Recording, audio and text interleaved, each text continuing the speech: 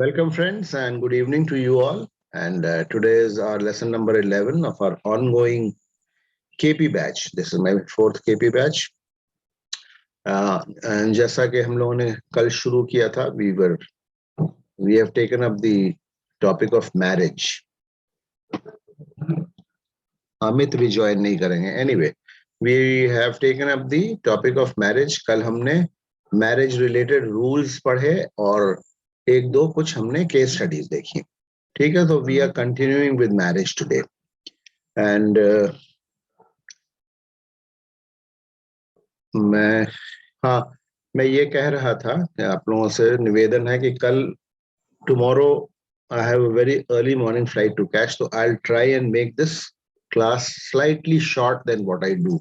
ठीक है, 1 घंटे में खत्म करूंगा. मैं जनरली तो 1.25 घंटा, 1.5 घंटा, पौने 2 घंटा भी चला जाता हूँ. जो आप लोग खास नए ज्वाइन किए उनको मैं बता दूं, इफ आई किसी दिन कोई किसी वजह से ही मैं क्लास को शॉर्ट करता हूँ, अदरवाइज मेरे तरफ से कोई टाइम की वो नहीं रहती है. आप मुझसे बोलेंगे 2 घंटा करो, मैं 2 घंटा पढ़ाऊंगा. 2.5 घंटा बोलेंगे, 2.5 घंटा पढ़ाऊंगा. ठीक है, चलिए. तो विदाउट वेस्टिंग एनी टाइम, काफी टाइम वैसे भी हो गया है. It's already 9:15.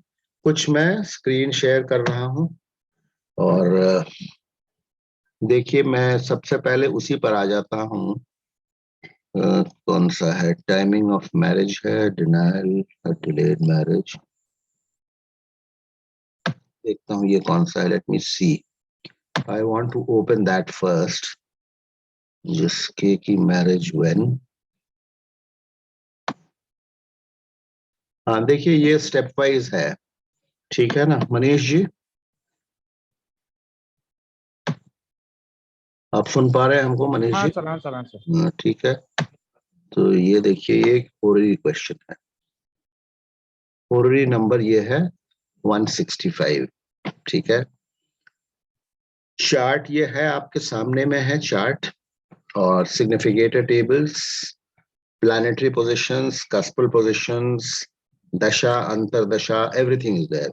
Ignore this fees 25,000. ये कभी मैंने कोई वीडियो डाला होगा, उस समय मैं कोई कोर्स की बात कर रहा हूँ, इसलिए मैंने ये डाल दिया था. इसको इग्नोर कर दीजिएगा.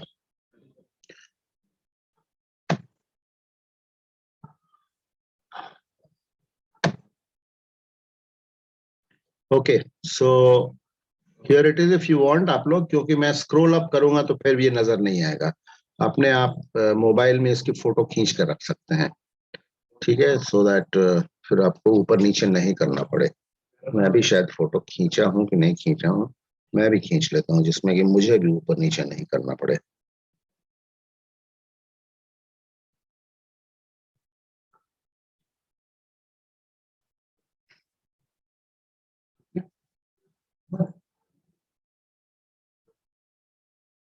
मेरा बहुत धुंधला आ गया, कोई बात नहीं. चलिए, अर्पित माथुर हैज ज्वाइंड. अर्पित जी, आप अगर आ जाएंगे तो जरा बोल दीजिएगा. आप you are not exactly you are one of my oldest students. Have you joined, अर्पित जी? अर्पित जी अभी उनका वेटिंग रूम में दिखाया, मैंने उनको एडमिट कर दिया है. अर्पित जी हमारे पुराने स्टूडेंट थे. ये सिंगापुर बेस्ड हैं और बीच में उन्होंने किसी वजह से मेरे लास्ट बैच को उनको छोड़ना पड़ा था, due to some personal reasons. तो I think he has joined back KP का बैच वो, अगर उन्होंने वैदिक भी हमारे साथ किया था. एनीवे, चलिए ये देखिए, मैरिज व्हेन है. Marriage when, it is a horary question. यहाँ पर देखिए, यहाँ पर I am here. Marriage when, horary question by नाम दे दिया हमने. ये बहुत पुराना केस है, इसलिए I have taken the permission to give the name. Number was 165 out of 249, and it was judged at 10:56:49, 479 seconds something at Port Blair. When I was posted at Port Blair, Andaman Nicobar में जब था, ये तब का chart है. ये तब का हमारा जजमेंट किया हुआ है. ये रूलिंग प्लैनेट्स यहाँ पर देखिए, यहाँ पर रूलिंग प्लैनेट्स हमने लिए हुए हैं. ठीक है, और ये सारे पर्टिकुलर्स आपके सामने हैं. इनका सवाल था मैरिज व्हेन. ठीक है, इन्होंने खुद ही पूछा था. ये लड़की जब खुद पूछती है तो एक चीज ध्यान रखिएगा, लड़की जब खुद पूछती है मैरिजेबल एज की, तो एक दो चीजें आपके दिमाग में आनी चाहिए, एंड स्पेशली उनका हाव भाव पूछने का. As an astrologer you have to take extraneous factors also into consideration. कि क्या है, is she desperate, that means they could be कुछ होगा, कुछ उनका अपना इंटरेस्ट होगा या किसी के साथ उनका कुछ अटैचमेंट होगा, अफेयर होगा, टू पुट इट प्लेनली. तो एनीवे, हाउ टू जज अ होररी क्वेश्चन. दिस इज होररी पे तो क्लास हम कर चुके हैं, बट स्टिल हाउ टू जज अ होररी क्वेश्चन भी हमने इसमें दे दिया step wise. Okay, so this is one. The first step is check whether any of these significator planets are either retrograde or sitting in stars of planets that are retrograde. ठीक है, होररी के rules आप लोगों को मालूम है. देखिए मैं पढ़ देता हूँ पहले. Retrograde significators will not give results till they revert back to direct motion. And if any significator planet is sitting in the star of a retro planet, it will not give results at all. This is what Krishnamurti ji said. But yeah, this has not always been found to work. At times it works, at times. तो मैंने जो वो बनाया हुआ है कि retrograde planets को मैं कोई डे टू डे, जैसे 2-3 दिन में कोई इवेंट होने वाला है या कोई इवेंट होने ही वाला है, उसको हमको we know that the event is going to happen, we have just to time it. तो फिर रेट्रोग्रेड प्लैनेट्स को मैं इग्नोर कर देता हूँ. लेकिन if it is slightly long term, 2 महीना, 3 महीना, 4 महीना के पीरियड में अगर कोई पूछ रहा है मेरी नौकरी कब लगेगी, मेरी शादी कब होगी 6 महीने के अंदर, तो फिर रेट्रोग्रेड प्लैनेट्स पार्ट प्ले करते हैं and they do have an impact. और दूसरी बात क्या है, even short duration, short events में, जैसे 2-4 दिन में, 10 दिन में, 15 दिन में कोई इवेंट होने वाला है, रेट्रोग्रेड प्लैनेट्स अगर आ रहे हैं, इफ द सिग्निफिकेटर्स और द कस्पल सबलॉर्ड्स आर रेट्रोग्रेड, तो आप ये समझ लीजिए कि वो इवेंट को तो शायद होने देंगे, but it will not be a smooth selling. वो प्रॉब्लम के साथ होगा, ऑब्स्ट्रक्शंस के साथ होगा, और उसमें बाद में भी उनको ऑब्स्ट्रक्शंस हो सकते हैं. This is what experience has taught us, taught me at least. Okay, so it will not give results at all. यहाँ पर हूँ, so reject them. ठीक है. Check if there are any untenanted planets. ये बहुत important है, more so in horary, because untenanted planets का मतलब आप लोगों को पता है. होररी में क्योंकि टाइम का कोई चक्कर नहीं है, टाइम हम लोग we are sure about the timing का कोई, the time when you are judging the chart is the time of birth of the question. ठीक है, that is the child. Check if there are any untenanted planets and if yes, whether they are sublords of any of the cusps. अगर ऐसा है तो आप इसका कहीं note कर लीजिए. ठीक है, अलग से कागज पे नोट कर लीजिए. शुरू में आपको you have to do this, और you can make a format for yourself. जैसे पहले जब हम लोग रजिस्टर पर किया करते थे, व्हेन वी वर न्यू, तो we used to maintain a register. उसमें वो पहले तो सारा कुछ वैसे भी मैनुअल होता था, but these things you have to still note down. अभी भी मैं अनटेनेंटेड प्लैनेट्स को जब मैं अपनी डायरी में रफ वर्क करता हूँ, तो अनटेनेंटेड प्लैनेट्स को सबसे पहले नोट कर लेता हूँ. और अगर स्पेशली होररी है तो कोई अनटेनेंटेड प्लैनेट किसी कस्प का सबलॉर्ड तो नहीं है, वो भी नोट कर लेता हूं. Whether they are sublords of any of the cusps, as they will become strong significators of this cusps. ठीक है. In this chart Saturn, Jupiter, sun, देखिए in this chart Saturn, Jupiter, sun are untenanted. Okay, whereas Mercury is in its own star. ये 4 चीजें हैं, 4 planets हैं, Saturn, Jupiter, सन. 3 तो अनटेनेंटेड है और mercury is in its own star. अभी ऊपर जाएंगे, वापस देख लेते हैं हम क्या क्या है. सैटर्न, जुपिटर, सन, मरकरी. देखिए यहाँ पर आप सैटर्न के सामने कोई नहीं बैठा हुआ है, जुपिटर के सामने कोई नहीं बैठा हुआ है, और क्या था तीसरा, क्या था, सन के सामने कोई नहीं बैठा हुआ, मतलब इनके नक्षत्र में कोई नहीं बैठा हुआ है. ठीक है ना. और मरकरी के नक्षत्र में देखिए, मरकरी के नक्षत्र में खुद मरकरी है और कोई दूसरा प्लैनेट नहीं है. तो this is also treated as an untenanted planet. अगर अपने नक्षत्र में भी बैठा है और अगर साथ में कोई दूसरा प्लैनेट भी उसके नक्षत्र में बैठा है, then it will be not treated as an untenanted planet. So here Mercury is a reinforced planet. It becomes very strong to give the results of any cusp that it is the sublord of. तो ये हमने इसको confirm कर लिया. अब मैं फिर नीचे चल रहा हूं. Okay, In this chart, Saturn, Jupiter, Sun are untenanted, whereas Mercury is in its own star. Jupiter is the cuspal sublord of first and third cusps. These things you have to note down. Jupiter is the cuspal sublord of first and third cusps. That means Jupiter becomes a significator of the first and third cusps. Hence signifies both very strongly. Keep a check on whether on such cusps matter in your analysis. देखिए, this is a very important paragraph जिससे मैंने शुरुआत की है. इसमें किसी को कोई कंफ्यूजन है तो पूछिए मुझसे प्लीज, तब आगे बढ़ते हैं हम. सर बस एक क्वेश्चन है सर. जी, कौन बोल रहे हैं? मैं सूर्य प्रकाश सर. क्या कौन? सॉरी आवाज धीरे आ रही. सूर्य प्रकाश. हाँ सूर्य प्रकाश जी, बताइए. तो क्वेश्चन ये है सर कि आपने कहा कि there is no, I mean, Mercury in this case, it's as good as untenanted planet. Yes. क्योंकि खुद के नक्षत्र में बैठा है और उसके नक्षत्र में और कोई दूसरा प्लैनेट नहीं बैठा है. That is exactly. तो क्वेश्चन ये था कि एस्पेक्ट्स भी इंपॉर्टेंट नहीं है, ओनली प्लेसमेंट इज इंपॉर्टेंट. अभी आएंगे ना, एस्पेक्ट्स को छोड़िए ना, अभी जिस चीज पर हम हैं उस पर आने. देखिए सूर्य प्रकाश जी, जब on Mercury if there is any aspect that won't be no it will वो उसकी बात नहीं है. उसके ऊपर किसका एस्पेक्ट है वो, that is a different matter. देखिए मैंने कल भी आपको बोला था, मैं आज फिर से रिपीट कर रहा हूँ, एस्पेक्ट्स जहां मैटर करेंगे वो मैं आपको पॉइंट आउट कर दूंगा. ठीक है, आप एस्पेक्ट्स अभी, if aspects play a role I will point it out. There are some cases जहां पे aspects, and if I am getting results, you know, without laying too much of emphasis on aspects. Krishnamurti ji पद्धति, Krishnamurti ji himself बाद में, शुरू में initially जो उन्होंने books लिखी तो उन्होंने एस्पेक्ट्स पर उनका बहुत जोर था. बाद में उनका एस्पेक्ट्स पर उनका एम्फेसिस कम होता गया. नॉट दैट ही पहले तो उन्होंने वेस्टर्न एस्पेक्ट से शुरू किया, but over you know later on his books if you read, then कहीं कहीं एस्पेक्ट्स का वो जिक्र ही नहीं करते हैं. तो एनीवे, जब एस्पेक्ट्स हैं, अभी ये पैराग्राफ में जो हमने लिखा है इसके ऊपर किसी को कुछ नहीं समझ में आ रहा है, because this is a very important introductory paragraph. को नहीं समझ में आ रहा है तो मुझसे पूछिए. अनटेनेंटेड प्लैनेट्स का आप लोगों को मतलब पता है, ऑल ऑफ यू?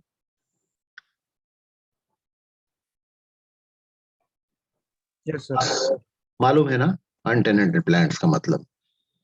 और अर्पित जी, हैव यू जॉइंड अस?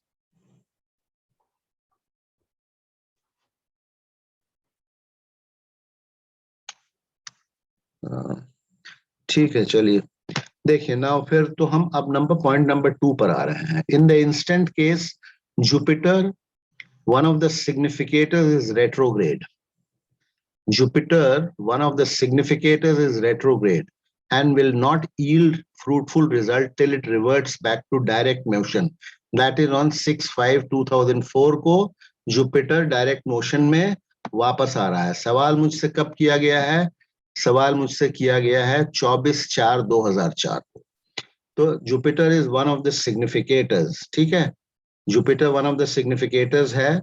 वो अभी हम देखेंगे कैसे वो सिग्निफिकेटर बन रहा है. ये सेकंड हाउस का देखिए, यहाँ सेकंड हाउस का जुपिटर सिग्निफिकेटर है, मैरिज रिलेटेड हाउस. ठीक है, तो if it is going to play a part in the marriage, then it will not give the result till it is back to direct motion which from the ephemeris you have to check कि वो कब जो है direct motion में आएगा. एफिमेरिस हर एक software में होता है, इसमें भी एफिमेरिस है. ठीक है, so in the instant case, Jupiter, one of the significators, is retrograde and will not yield fruitful result till it reverts back to direct motion on 6/5/2004. None of the significators are placed in stars of retrograde planets, so that problem is out of the way. You must note down the ruling planets for the time of judgment, as they may be required at any time. I have used the language may be required. It is not mandatory to use ruling planets, but उनको note कर लीजिए. जब आप judgement शुरू करते हैं, natal हो या होररी हो, रूलिंग प्लैनेट्स को नोट कर लीजिए. I hope all of you know what, अभी तक सबको पता होगा रूलिंग प्लैनेट्स क्या होते हैं. Okay, now when number 5, when the question was asked, the Mahadasha of Mars was running and was to run up to 6/10/2006. 2004 में हमसे शायद अप्रैल में क्वेश्चन पूछा गया था, मार्स की महादशा चल रही थी और 6/10/2006 तक चलनी थी. Mars signifies 7th very strongly at the stellar level. अब आप लोग देख लीजिए, अगर आप लोगों ने फोटो खींचा है तो मार्स स्टेलर लेवल पे 7th को स्ट्रांगली सिग्निफाई कर रहा है कि नहीं, देख लीजिए आप लोग.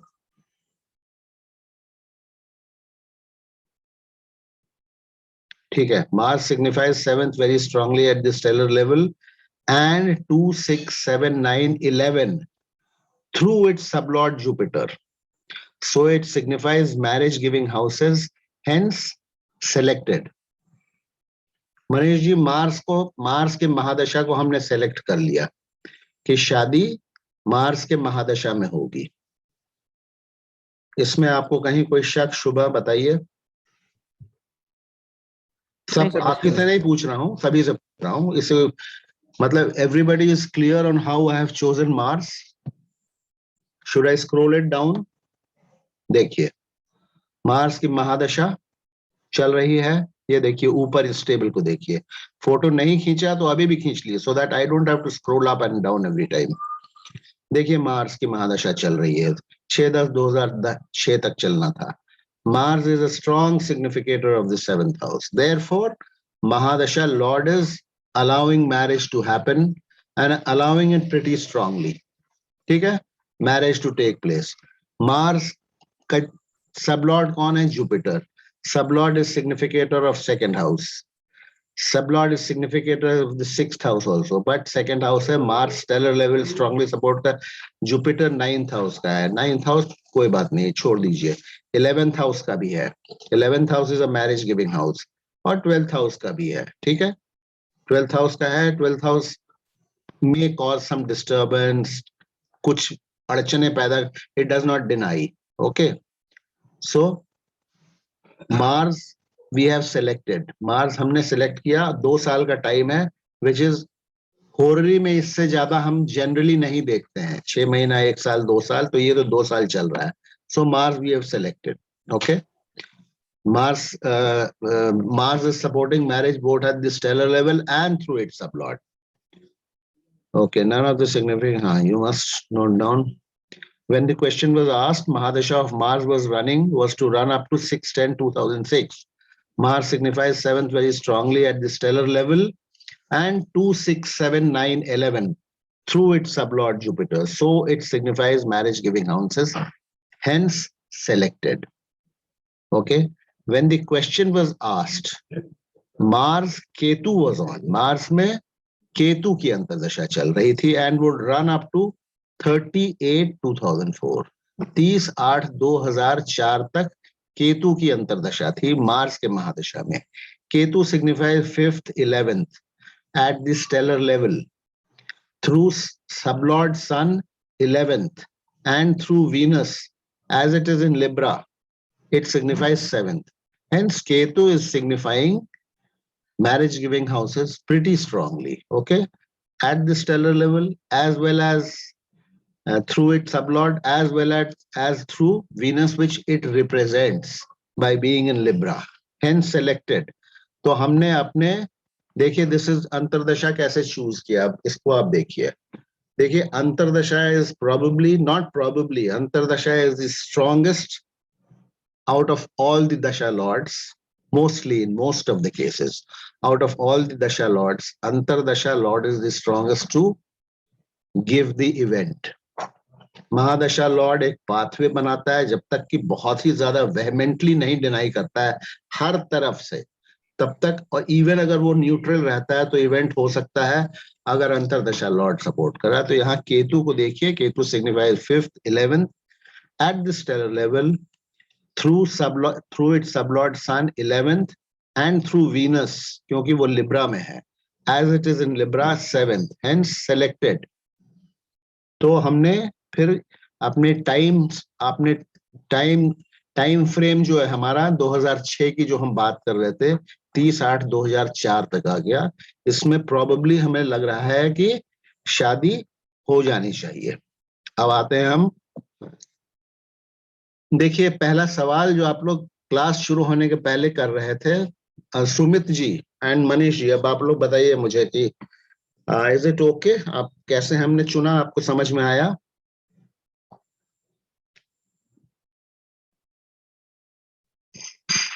सर एक बार वो डायग्राम देखेंगे ना तो क्लियर हो जाएगा केतु का। फोटो क्यों नहीं खींच रहे हैं, मोबाइल नहीं है? नहीं, फोटो सर मोबाइल में ही है, फिर ये हटाना पड़ेगा सर। ये देख लीजिए ना, डायग्राम है यहाँ, देखिए देखिए, केतु फिफ्थ को सिग्निफाई कर रहा है, और क्या थ्रू वीनस, वीनस के उसमें बैठा हुआ है तो वीनस सेवेंथ को सिग्निफाई कर रहा है, केतु 11th को सिग्निफाई कर रहा है, अंतर्दशा लॉर्ड की बात हो रही है, ठीक है ना? तो ये देखिए, इसको कहीं तो हाँ सर। खींचेगा कुछ केसेस में, इसलिए बाद में फिर मैंने जो ग्राफिक्स बनाए मैं हर जगह फिर नीचे उसको कर देता हूँ, इसमें नहीं किया हूँ, ठीक है? तो ये आप नोट कर लीजिए, या बाद में चेक कर लीजिएगा, ठीक है? नहीं तो फिर क्लास में बहुत टाइम लग जाएगा, बाद में चेक कर लीजिए। Video is going to remain with you and I have told you to jot down any questions that you have, you can discuss it before the class starts the next day. Hence I have selected Ketu. The antara or pratyantar of Jupiter was chosen. Jupiter is the sole significator of second in the chart and its participation was mandatory. Jupiter's significations are already discussed in point 5 above. ठीक है? क्यों हमने अंतरदशा जो है, क्यों हमने Jupiter की चुनी? जुपिटर, ये देखिए, ये रेड बनाया हुआ है, क्यों? कारण क्या है कि सेकंड हाउस का पार्टिसिपेशन जरूरी है, और हमने इसलिए जुपिटर को हमको इंक्लूड करना पड़ा। तो जुपिटर कब तक है? 16/7/2004 तक है, ठीक है? हम टाइम को नैरो डाउन कर रहे हैं, सेकंड हाउस का पार्टिसिपेशन मैंडेटरी है शादी में, ठीक है? We are talking about a legal marriage, ठीक है? Antar or Pratyantara of Jupiter was chosen as Jupiter is the sole significator of the second in the chart and its participation was mandatory. Jupiter's significations are already discussed in point 5 above. ठीक है? यहाँ हमने Jupiter की significations को और भी discuss कर लिया है, ठीक है? Please note that the sublord of the fifth cusp Venus, देखिए अब आप, मैंने आपको शुरू में क्या बताया, लड़की खुद आपसे पूछ रही है, पेरेंट्स नहीं पूछ रहे हैं, लड़की खुद पूछ रही है, तो कहीं ना कहीं कुछ ना कुछ बात है। Please note that the sublord of the fifth cusp Venus is a strong significator of the seventh house. Hence, a love marriage is indicated. Okay? देख लीजिएगा उसको आप लोग, वीनस जो है फिफ्थ हाउस का sublord है, signifying the seventh house strongly. Mars, Ketu, Jupiter was to run up to 16/7/2004, so marriage had to take place by this date. ये हमने डिसाइड कर लिया, बिना रूलिंग प्लैनेट्स के हमने डिसाइड कर दिया, ठीक है? हमें जरूरत नहीं पड़ी। Now we already have the significations of 2/7/11 in Mars, Ketu, Jupiter, but the exact date has to be predicted by identifying the sukshma and pranadasha. अब देखिए टाइमिंग पे हम आते हैं, कृष्णमूर्ति पद्धति में यही है, टाइमिंग ऑफ इवेंट जो है, Mars, Ketu, Jupiter was to run, ठीक है? Now we already have 2/7/11, शादी तो हो जाएगी 2/7/11 में, मार्स, केतु, जुपिटर, ठीक है? बट टाइम फ्रेम तो बहुत लंबा है ना, महीनों का टाइम फ्रेम है। In the Antara of Jupiter and number of planets, देखिए इसको ध्यान से पढ़िएगा, point number 11, in the Antara of Jupiter, ठीक है? अंतरा मतलब नॉर्थ इंडिया में उसको प्रत्यंतर दशा कहते हैं, साउथ इंडिया में उसको अंतरा कहते हैं। In the antara of Jupiter, a number of planets appear as marriage significators. Namely, कौन-कौन से अंतरा में कितने जो हैं planets marriage देने के लिए की क्षमता रखते हैं? देखिए कौन-कौन से हैं। जुपिटर भी है, मार्स भी है, मून भी है, वीनस भी है, सन भी है, केतु भी है, सैटर्न भी है। That is 7 out of 9 planets appear as A-level significators, as A-level significators. ABCD होते हैं ना, as A-level, तो 9 में से 7 ग्रह है जो कि प्रत्यंतर दशा हैं, प्रत्यंतर दशा लॉर्ड्स हैं, वो शादी दे सकते हैं, and all of them are capable of giving marriage in their सूक्ष्म दशा, sorry. So what do we do? प्रत्यंतर तो जुपिटर की चल रही है, तो हम क्या करेंगे, कैसे हम चुनेंगे? How are we going to time the marriage? कैसे टाइम करेंगे? इनमें से हमको एक कोई ऐसा प्लैनेट, एक या दो प्लैनेट निकालने हैं जिसमें शादी का प्रॉमिस है। तो अब हम क्या करेंगे, देखिए, हियर इज, ये 11 नंबर हो गया। Here is where the divine help of ruling planets comes to our aid in order to help us to eliminate the so called tempters। इनमें से जो एलिमिनेट, सारे टेम्प्ट कर रहे हैं हमको चुनने के लिए, ठीक है? तो इसमें से जो हमारे काम के हैं उनको हमको चुनना है, बाकी को हम टेम्प्टर्स कहते हैं। They are tempting us to choose them, okay? So in order to help us eliminate the so called tempters, so from the list of RPs we pick out the strongest RP, which is also a significator. We have to pick out the strongest RP, which is also a significator. The strongest RP is Saturn, ठीक है?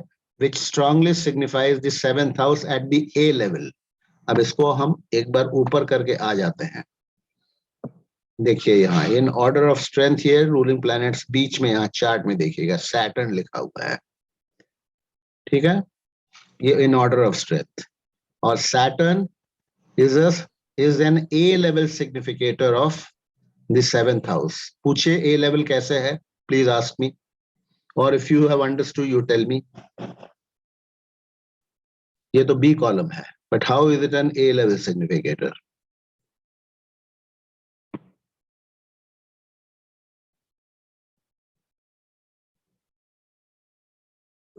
आप लोग आवाज आ रही है मेरी?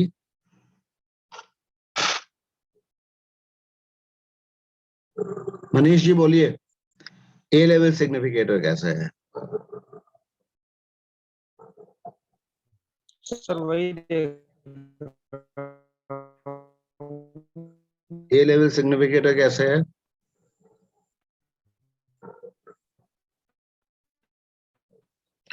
सुमित आप बताइए। इट इज वेरी इंपॉर्टेंट, इसलिए मैं रुक रहा हूं यहाँ, ये आप लोगों को समझना जरूरी है।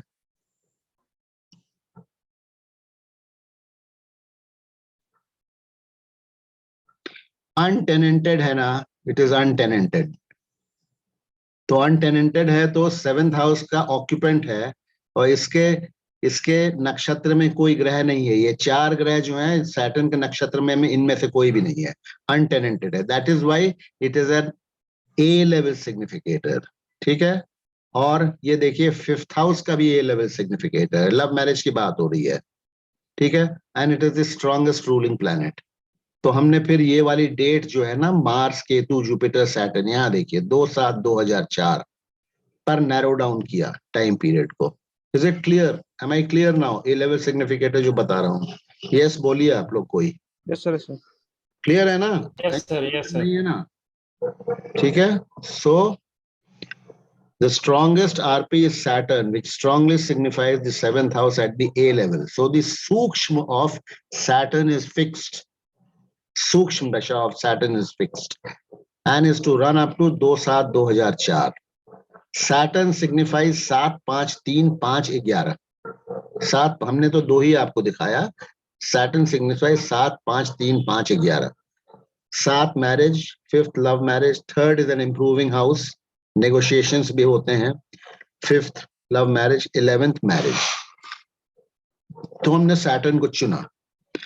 Number 13, now we have to fix up the prana दशा।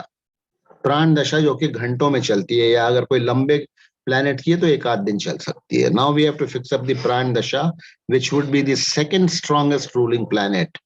We have already selected Saturn as this ruling planet, second strongest ruling planet if it is an RP, second strong ruling, if it is a significator होना चाहिए, ये गलत लिख गया है। Moon is found as the second strongest ruling planet and is also a strong significator of the 7th house. आइए अब फिर से नीचे आते हैं। Moon is found as a strong significator of the 7th house. क्यों मून को चुना? बिकॉज सेकंड स्ट्रॉन्गेस्ट आरपी है ये। इसमें भी सारे प्लैनेट्स आपको मिलेंगे, मैरिज गिविंग प्लैनेट्स बहुत सारे हैं ना। 7th हाउस के ए ग्रेड के प्लैनेट्स हैं, बहुत सारे प्लैनेट्स हैं जो कि मैरिज दे रहे हैं। 7 प्लैनेट ए ग्रेड्स के मैरिज देने के काबिल हैं। मून सेकंड स्ट्रॉन्गेस्ट है। देखिए ये रूलिंग प्लैनेट्स में सेकंड स्ट्रॉन्गेस्ट है। सबसे स्ट्रॉन्ग कौन होता है? असेंडेंट स्टार लॉर्ड, ठीक है।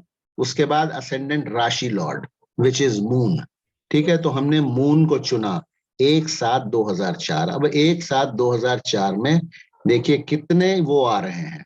1/7/2004 में 4 प्राण दशाएं आ रही है। वीनस की आ रही है, सन की आ रही है, मून की आ रही है, मार्स की आ रही है।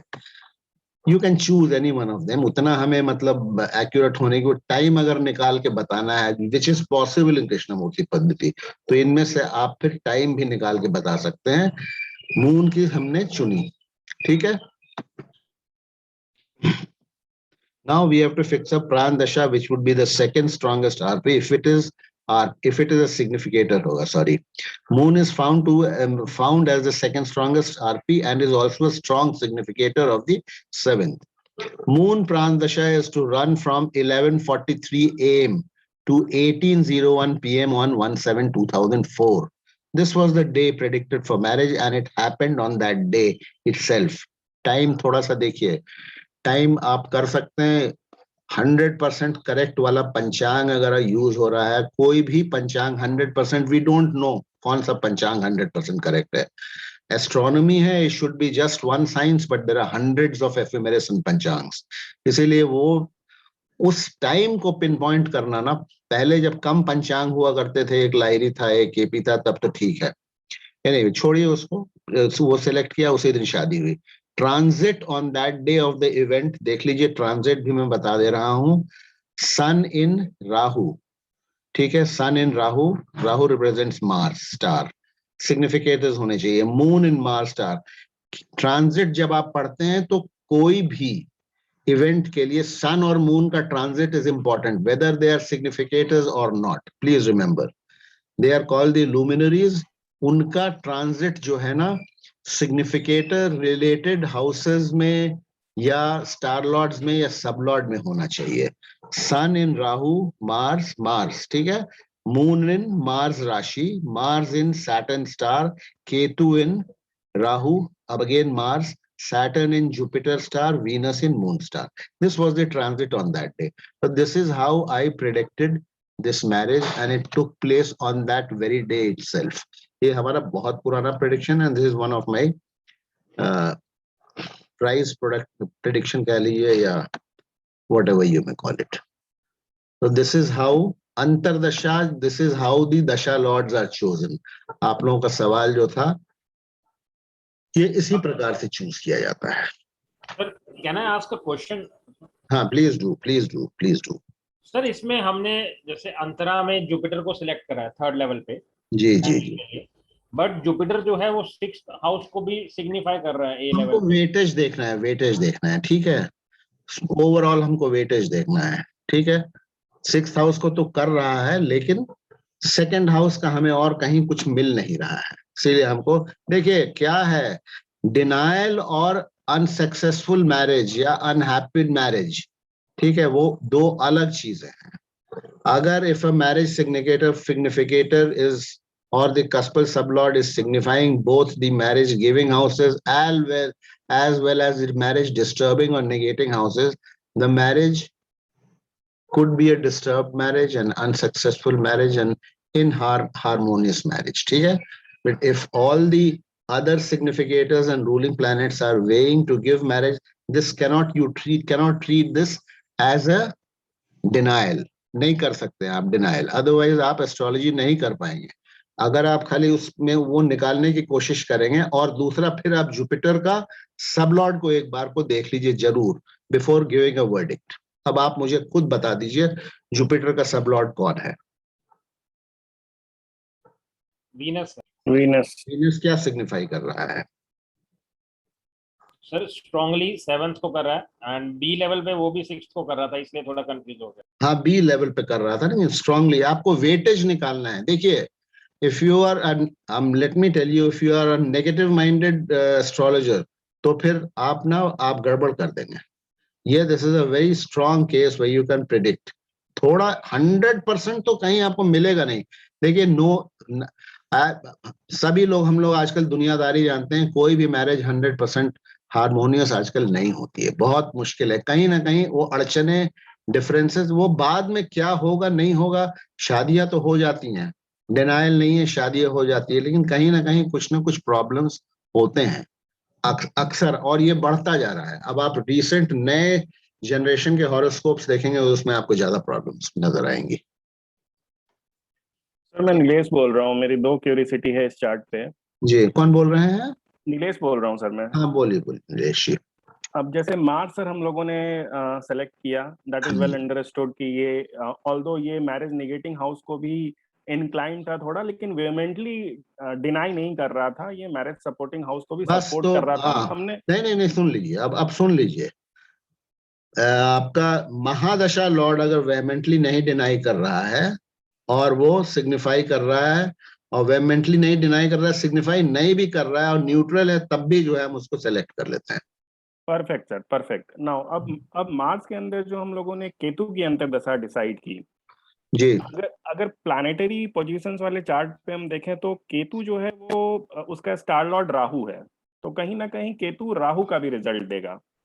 हाँ देगा, रा, ठीक है, हाँ, देगा। राहु राहु ए लेवल सिग्निफिकेटर है 6th हाउस का। देखिए, जो आप उतना दूर जाएंगे ना तो आप नहीं निकाल पाएंगे आपको। नहीं सर, मेरी क्यूरियोसिटी केवल हाँ ठीक इतनी है, थी। क्यों क्यूरियोसिटी, यो आप थ्योरेटिकल, आप अगर इस पर डिस्कशन करेंगे, see this event has already happened.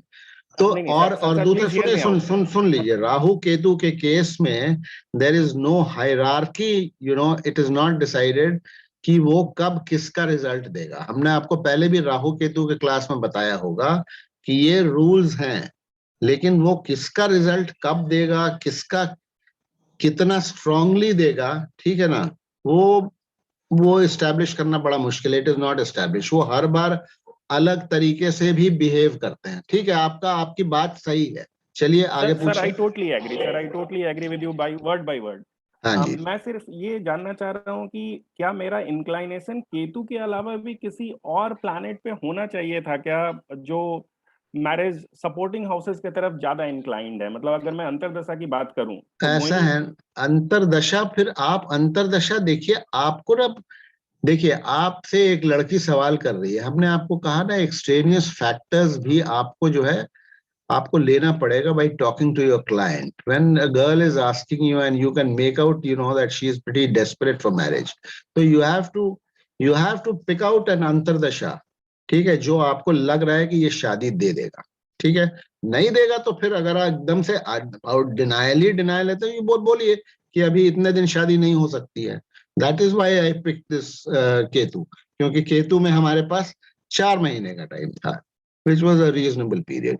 अब केतु फिर निकल जाता, फिर नेक्स्ट पर हम आते, लेकिन हम केतु को नहीं निकलने दे सकते। Ketu is heavily inclined in favour of giving marriage. Understood sir, understood, fair enough.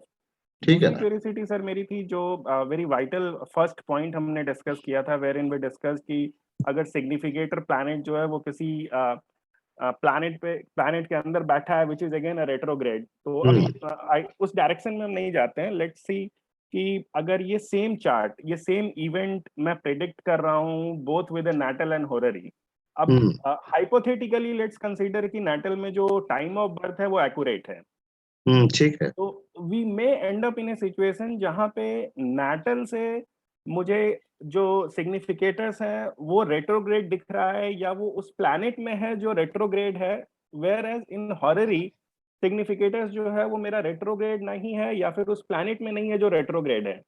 तो क्या मेरा प्रेडिक्शन सर एक दूसरे को कॉन्ट्राडिक्ट नहीं करेगा? नहीं, क्या आप सेम आदमी की बात कर रहे हैं? यस सर, मैं सेम तो चार्ट जब आएगा ऐसा तब देखिएगा ना, then you have to take a call. Same chart आएगा, इसी से हम होररी, ये तो होररी सवाल है, सॉरी, इनका नेटल में अगर मुझे ये प्रॉब्लम आती तभी तो मैं कॉल लूंगा ना, तभी मैं कॉल लूंगा। But I will rely always on the horary more. That is why मैं बोलता हूँ स्पेसिफिक क्वेश्चंस के लिए जरा सा भी अगर ये डाउट अगर आ रहा है तो होररी क्वेश्चन लेकर के उनको जवाब दीजिए। Okay sir, thank you. और मैं बता देता हूं, अभी भी देखिए ये रेट्रोग्रेड वाला जो है ना, अभी कुछ देखिए, कुछ आपने पता नहीं नाम आपने सुने होंगे, सम वेरी फेमस एस्ट्रोलॉजर्स, एक दो तो they have outright dismissed the theory of retrograde planet of Krishnamurti Paddhati, उन्होंने बिल्कुल वो मानते ही नहीं है। ठीक है, कुछ एस्ट्रोलॉजर्स ऐसे भी हैं, किसी का नाम नहीं लेना चाहिए, मेरी आवाज टेप हो रही है, नाम नहीं ले सकता हूं, जो कि सेकंड हाउस को कंसिडर नहीं करते हैं मैरिज के लिए। They say that what does second house have to be, has to do with marriage, but I don't agree. I don't agree. He's a very famous astrologer, he has written a number of books. He says second house की आवश्यकता नहीं है। ठीक है, मेरा अपना मानना ये है कि बिना सेकंड हाउस के भी शादी हो सकती है। ठीक है, बहुत से इलीगल मैरिजेस भी होते हैं ना, बहुत से इलीगल मैरिजेस होते हैं, तो उसमें strictly speak what is second house? Second house is addition of a family member. कहीं से आप किसी बाहर से हस्बैंड या वाइफ को लाके फैमिली का पार्ट बना रहे हैं, if it is a legal marriage. हाँ, सेकंड हाउस के बगैर शादी हो सकती है, that may be an illegal marriage और it may be a live in relationship if second house is not appearing, that is my contention. Anyway, ये सब अभी चल रही हैं, देखिए ये ऑनगोइंग है, nothing is not nothing, certain theories are not established beyond doubt।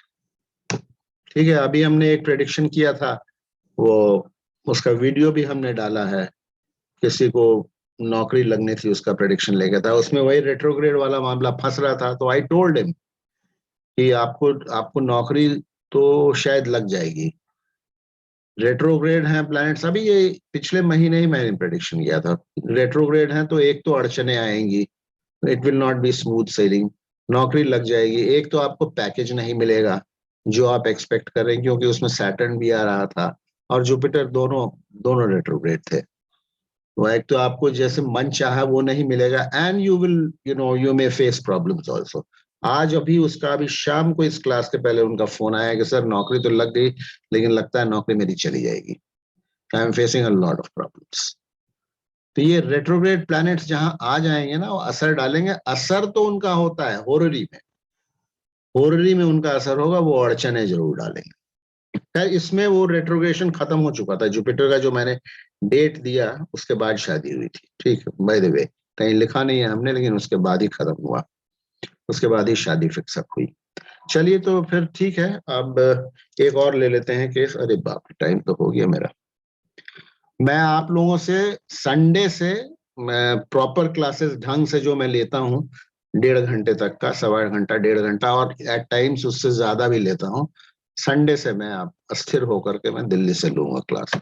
एक और केस देख लेते हैं।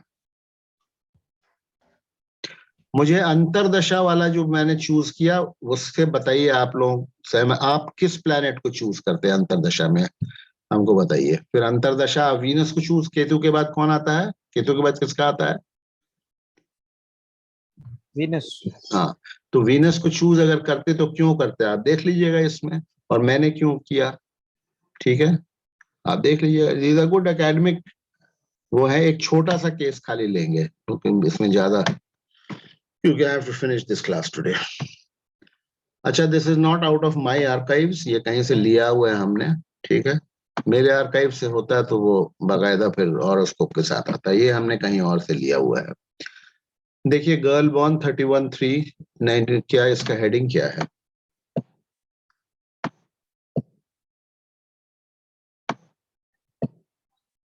ये एक मिनट, क्या इसकी हेडिंग है?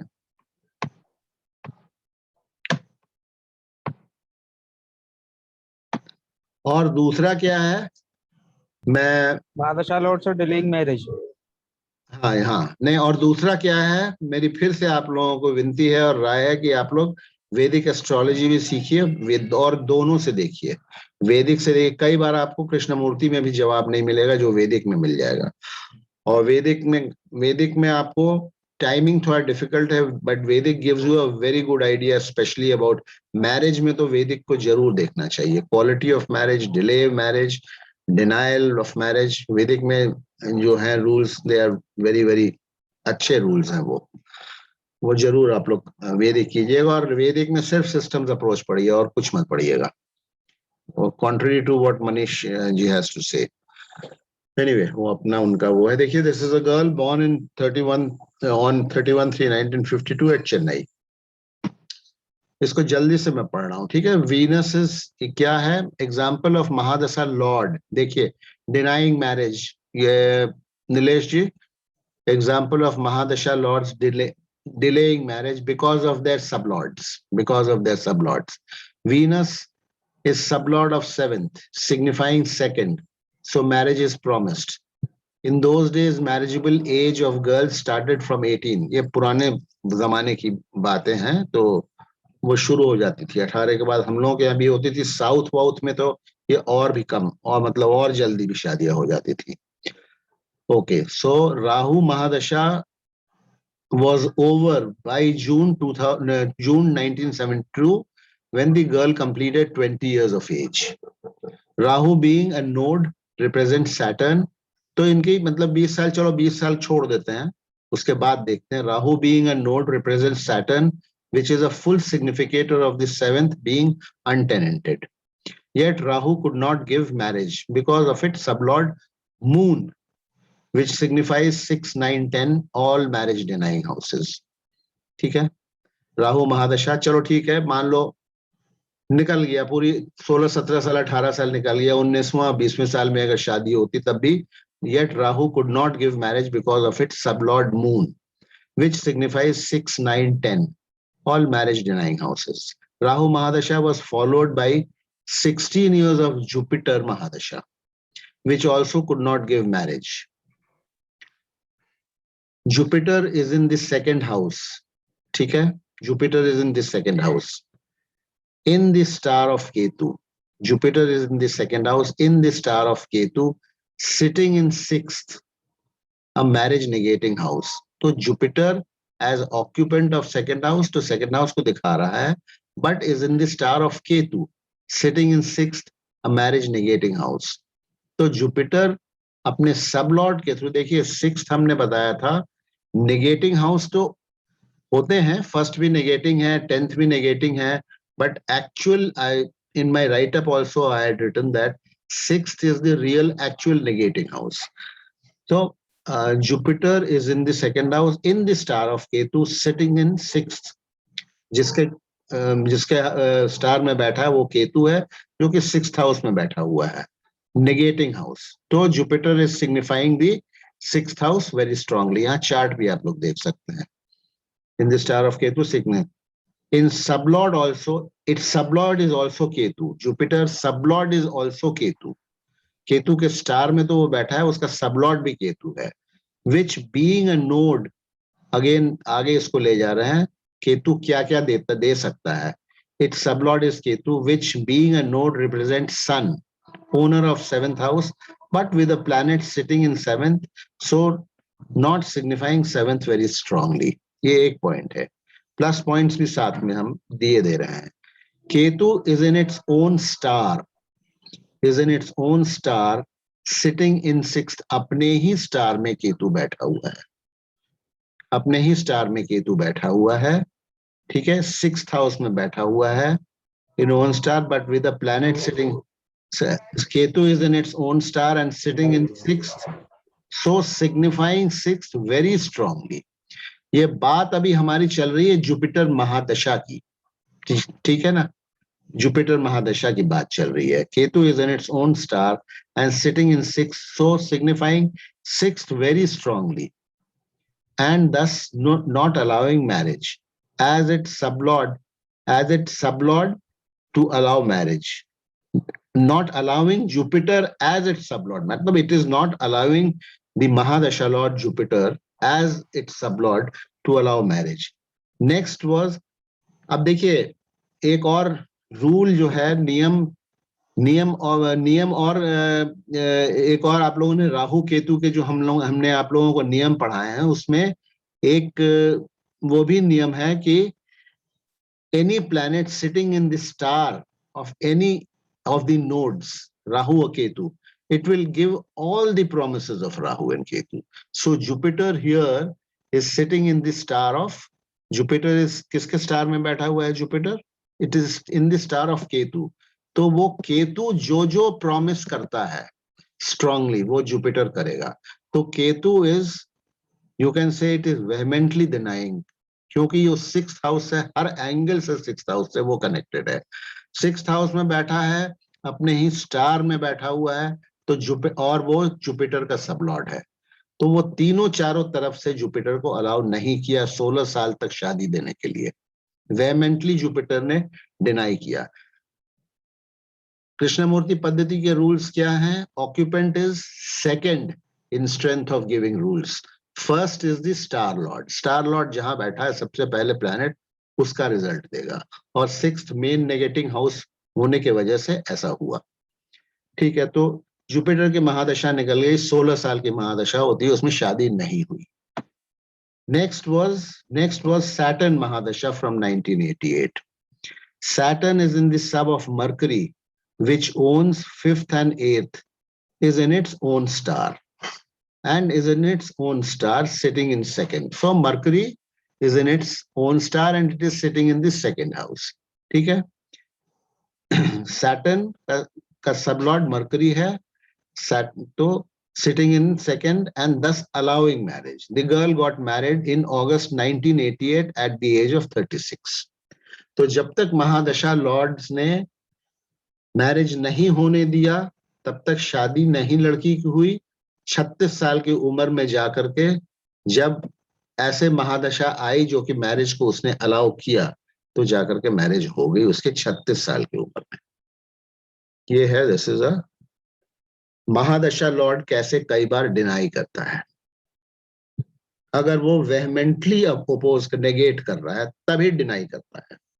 अगर वेहमेंटली नहीं कर रहा, कर दे रहा है स्ट्रांगली, या इवन न्यूट्रल होकर रह जा रहा है, ना डिनाई कर रहा है ना इंडिकेट कर रहा है, तो अंतरदशा लॉर्ड शादी करवा देता है।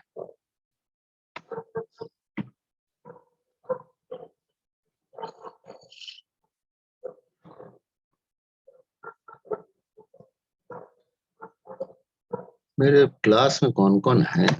कैसे फोटो नजर आएगी? सुमित मेहता, नीलेश, मनीषा, और कौन है? अर्पित, आर यू देयर?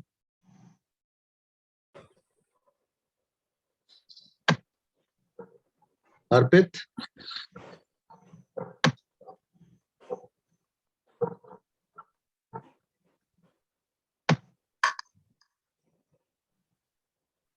आवाज इनकी या तो आ नहीं रही है या कहाँ गए अर्पित? अर्पित मत।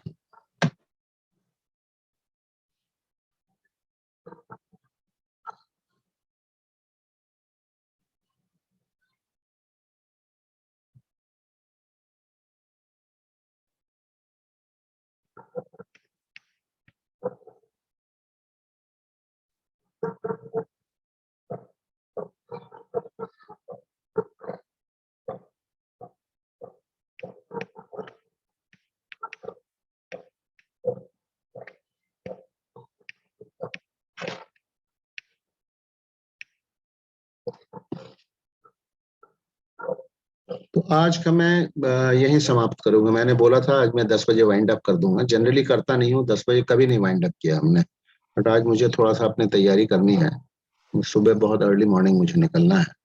दैट इज वाई मैं आप लोगों से माफी चाहूंगा। ये बताइए कि आप लोगों को समझ में आ रहा है कि नहीं, दैट इज मोस्ट इम्पोर्टेंट। बाकी तो चलिए छोड़िए हमारा पर पीछे थोड़ा, अगर कहीं कंफ्यूजन हो रहा है तो पूछिएगा। समझ आ रहा है, प्रॉपरली रिलेट कर पा रहे हैं जैसे आप समझा रहे हैं, बट चैलेंजेस आते हैं जब हम कोई चार्ट लेके बैठते हैं, उस टाइम जब हमें नैरो डाउन करना होता है तब थोड़ा सा चैलेंजेस लगते हैं। वो तो देखिए ऐसा है ना बॉस, मैं 35 साल से कर रहा हूँ, मुझे मेरे सामने भी चैलेंजेस आते हैं। आप लोग कितने साल से कर रहे हैं मुझे तो पता नहीं है, ठीक है ना। Some of you are quite well versed, आप लोगों को काफी कुछ आता है, कुछ लोगों को, कुछ लोग बिल्कुल ही नए हैं, तो वो तो मिक्स्ड ग्रुप होता ही है हर समय हमेशा। ठीक है, चार्ट लेकर के बैठते हैं, चैलेंज आता है तो होररी कीजिए। होररी में अगर आप सही करेंगे तो होररी कभी गलत नहीं होता है, मैं बता दे रहा हूँ आपको। या नहीं तो फिर वैदिक जरूर सीखिए, वैदिक का कोर्स आप, मैं ये अपनी तारीफ नहीं कर रहा हूं, लेकिन आप वैदिक का मेरा सिस्टम्स अप्रोच का कोर्स ज्वाइन कीजिएगा। सुमित को तो मैं कितना कहा, लेकिन उन्होंने ज्वाइन नहीं किया था। ठीक है, वो मेरे इंट्रोडक्टरी क्लासेस को ज्वाइन करके छोड़ दिया था। अमित आज नहीं है, नहीं तो अमित से भी मैं आप लोगों को वो करवाता। मनीषा जी ने तो बताया ही बताया। तो एनीवे आई विल नोट कर लीजिएगा, कुछ प्रॉब्लम अगर होगा तो हम लोग इसको